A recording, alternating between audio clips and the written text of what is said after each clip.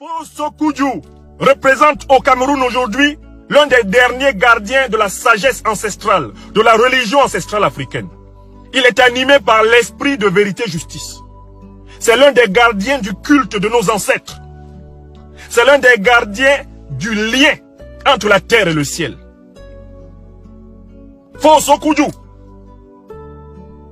c'est quelqu'un qui a traversé les pires épreuves de la vie, uniquement habité par le principe du Créateur, habité par le désir de justice. Il a tout vu. Ayant vu ses frères du Cameroun et de toutes les régions s'engager pour la véritable indépendance, lui qui était une autorité traditionnelle prit le risque de se retrouver en difficulté face à la puissance coloniale et face au régime néocolonial camerounais pour soutenir ceux qui cherchaient la justice. Et il a payé le prix lourd. Ses femmes furent violées dans sa propre cour devant lui. Il fut brutalisé, traité comme une ordure, parce qu'il se battait pour notre indépendance, aux côtés de tous ses frères, de toutes les ethnies. Oui, en ce temps-là, il n'y avait pas d'affaire de Bamileke, il n'y avait pas d'affaire de nordistes, il n'y avait pas d'affaire de Bassa, il y avait l'affaire du Cameroun. Et Fosso Kudju que vous voyez était dedans. Corps et âme. Il n'était pas dedans par calcul. Il n'était pas dedans parce qu'il cherchait le pouvoir. C'est un initié. Les initiés ne cherchent pas le pouvoir. Ils ne cherchent pas le pouvoir, c'est le pouvoir qui les cherche. Je recommence. Un initié ne cherche pas le pouvoir, c'est le pouvoir qui le cherche. Car un initié est toujours en mission. C'est l'être suprême qui projette celui qui s'est connecté à lui dans des missions et qui lui permet de les accomplir. Un initié ne cherche pas le pouvoir, car le pouvoir est donné par l'être suprême. Il ne cherche pas, il reçoit. C'est un don. Et il accomplit sa mission. Fosso Kudju, l'homme que vous voyez là, c'est l'un des derniers Camerounais détenteurs des secrets de la religion traditionnelle. C'est-à-dire détenteur de la Mahat. C'est pour ça que quand il parle, ça fait trembler tous les serviteurs du Dieu inversé. Je recommence. Il faut que vous compreniez pourquoi quand Fosso Kudju ouvre sa bouche, le Cameroun tremble.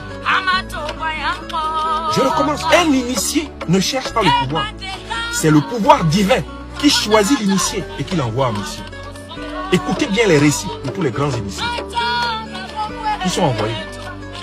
Fosso Kudju ne parle pas parce qu'il veut se montrer. Non, il parle parce qu'il doit parler.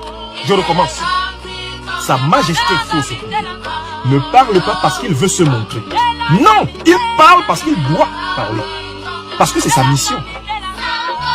Parce que le sens de sa présence sur la planète Terre, en tant que gardien de la religion traditionnelle africaine en terre du Cameroun, c'est de temps en temps de dire la Mahat, dire la vérité justice, dire ce qui plaît à celui qui nous a tous créés et qui nous donne le souffle de vie, et dire ce qui est de nature à créer une grande harmonie dans la cité. Fosso Kudju n'est pas opposant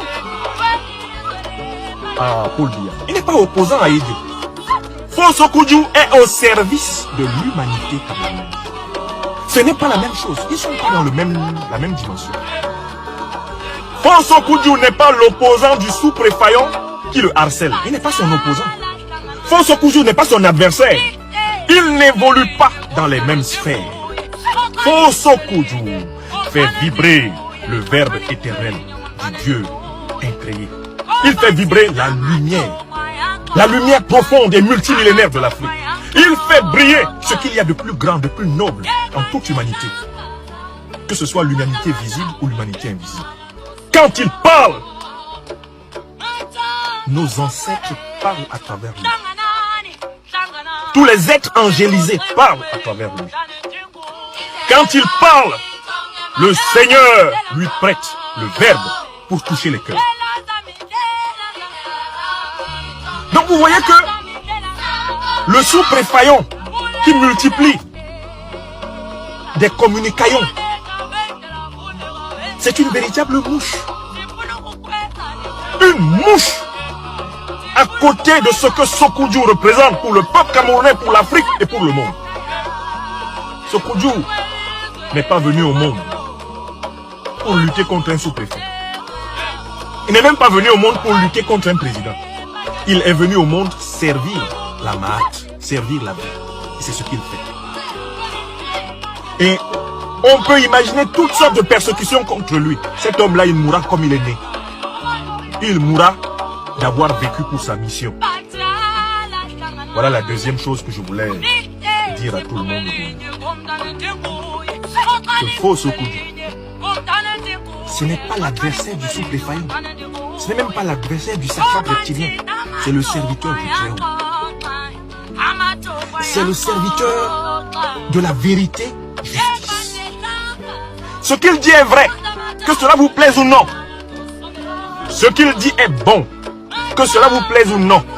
Ce qu'il dit est beau, que cela vous plaise ou non.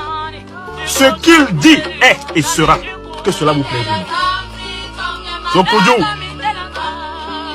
sait qu'il est de passage sur la terre. Il n'a aucun problème avec le fait qu'il est de passage. Car il sait que la vie n'est rien d'autre qu'un voyage. Un voyage dont les biais sont en réalité délivrés par le Tout-Puissant. Donc Sokoudou, tout ce qu'il craint, c'est de trahir le Tout-Puissant. Trahir nos ancêtres glorieux. Trahir sa mission de vérité et de justice. C'est tout ce qu'il craint.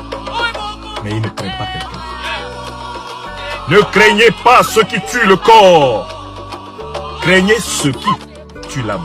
Je recommence. Ne craignez pas ceux qui sont nombreux, qui sont spécialistes dans l'art de tuer le corps. Craignez essentiellement ceux, c'est eux qui peuvent tuer l'âme. C'est-à-dire ceux qui peuvent vous déconnecter de la vie universelle, de la vie infinie et de la justice. Voilà ce qu'il faut craindre. Donc je conclus cette intervention par le troisième point. Comment pouvons-nous aider Sa Majesté Faux Sokoudou, aujourd'hui persécuté sur ordre par le régime? Et vous savez que le régime le persécute parce que le régime déteste tout ce qui fait briller la lumière. Comme le régime est un régime au service de l'inversion, du Dieu inversé, c'est-à-dire de Seth. Comme le régime est au service des ténèbres. Quand un fils, quand un maître de lumière se lève et parle, le régime ne songe qu'à une chose, c'est de tuer son corps. Comment faire pour continuer à bénéficier, autant que le Seigneur le voudra, de Sa Majesté Faux Sokoudou? Eh bien, il n'y a pas dans cette affaire 36 000 solutions. Efforçons-nous nous-mêmes d'être des serviteurs de la vérité et de la justice. Il ne faut pas que Faux Sokoudou soit seul. Il ne faut pas qu'on laisse la cause commune sur les épaules frêles d'un seul être humain, fût-il un être inspiré par le divin. Il faut que chacune et chacun d'entre nous s'efforce d'être prophète de notre liberté, prophète de notre vérité, prophète de notre justice, prophète de notre idéal. Plus se lèveront des soleils dans la terre africaine du Cameroun et partout ailleurs comme Faux Sokoudou, plus nous serons invincibles, irréductibles. Il faut donc que nos voix, que vos voix soient nombreuses à s'élever partout au Cameroun comme celle de Faux Sokoudou. Il ne faut pas qu'il soit un prophète qui crie seul dans le désert. Prophétisons avec lui. Parlons en faveur de notre religion ancestrale, celle qui nous permet d'entrer dans un temple juif, d'entrer dans un temple chrétien, d'entrer dans une mosquée sans avoir le sentiment d'être en terre étrangère, car il s'agit de détaillants d'une vérité ancestrale qui est détenue depuis des millénaires dans nos propres terres. Je ne suis pas impressionné par une mosquée. Je ne suis pas impressionné par une église. Je ne suis pas impressionné par une synagogue, car je sais que la mosquée, l'église et la synagogue viennent de mes ancêtres. Je suis impressionné uniquement par l'être suprême. L'être suprême qui dans sa toute-puissance se manifeste et atteint chaque homme en prenant plusieurs visages. Les visages des différentes religions. Je sais que mes ancêtres savaient déjà ce que savent tous les grands rabbins. Je sais que mes ancêtres savaient déjà ce que savent le pape, dont la vêture n'est rien d'autre que la reproduction des vêtements sacerdotaux des prêtres négro-égyptiens. Depuis la tiare jusqu'à la tunique, ce sont nos vêtements qu'ils portent en robe. Je sais, quand je vois prier un grand imam, quand je vois des oulémas au travail, je sais que l'Afrique est célébrée à travers la diversité de ses trois monothéismes. C'est l'Afrique. Pour ceux qui savent. Voilà pourquoi il faut que chacun d'entre nous prenne sa place dans la prise de parole au service de la vérité et de la justice dans ce pays de Cameroun. J'ai vu qu'il y a une initiative de soutien affectif, de soutien populaire à Sa Majesté Fosso Okoudjou. Je soutiens cette initiative. J'y contribuerai de toutes les façons possibles. Et j'invite chacune et chacun d'entre vous à soutenir cette initiative, à y contribuer pour que Fosso Okoudjou continue à parler, même quand son être physique, son corps ne parlera plus, pour qu'il soit toujours vivant. Car chez nous, les Africains initiés, les morts ne sont pas morts. Comme le disait Birago Diop, ils sont dans le vent qui souffle, ils sont dans l'eau des fleuves, ils sont dans les montagnes, ils sont dans l'air. Les morts ne sont pas morts.